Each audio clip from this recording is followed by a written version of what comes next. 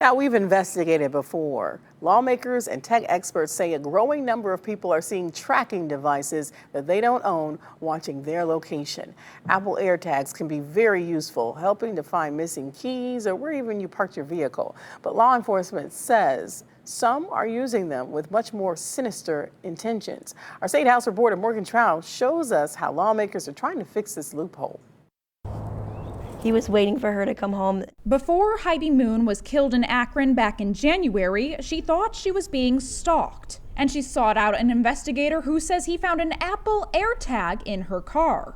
And then in February, we told you about a 29-year-old West Park woman who said a Bluetooth tracking device was following her. But she thinks it fell off her car before she found it because she did find double-sided tape underneath her back bumper. I got the notification that an unknown device was tracking me. But even if you take a device like this to police, they may not be able to do much. Right now in Ohio, that's not a law. It's not a crime. There wasn't anything that they could do to hold this person accountable. Two Northeast Ohio lawmakers say as technology advances, laws need to keep up. Democratic Representative from Akron, Amelia Sykes, and Republican Representative from Strongsville, Tom Patton, introduced House Bill 672, which would prohibit installing a tracking device on another person's property without their consent. We have to be adjusting to those types of technology in order to make sure people feel safe and secure. Under the proposal, violators could be charged with a misdemeanor. There are some exceptions, such as the majority of cases with parents and minors, law enforcement, or a caregiver for an elderly individual. Case Western Reserve University law professor Ray Koo says the bill is a good start, but he thinks it could be more broad. We would be more concerned with the general idea of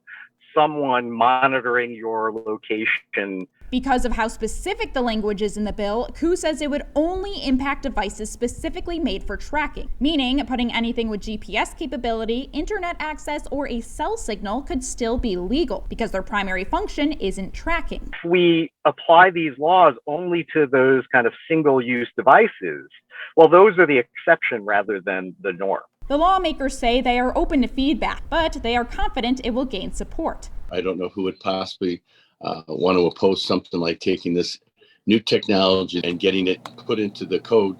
As of right now, there are no public opponents. The biggest problem is timing. It is relatively late to be introducing a new bill into the legislature, but the representatives hope that lawmakers will see the need for the protection and quickly push the bill forward. At the State House, Morgan Trout, News 5.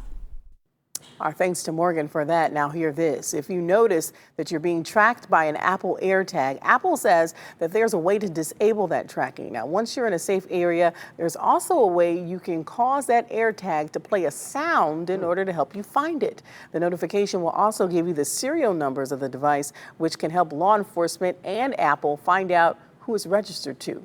But experts say the best option is to drive directly to a police station. Now, all of this information will be on our website, news5cleveland.com.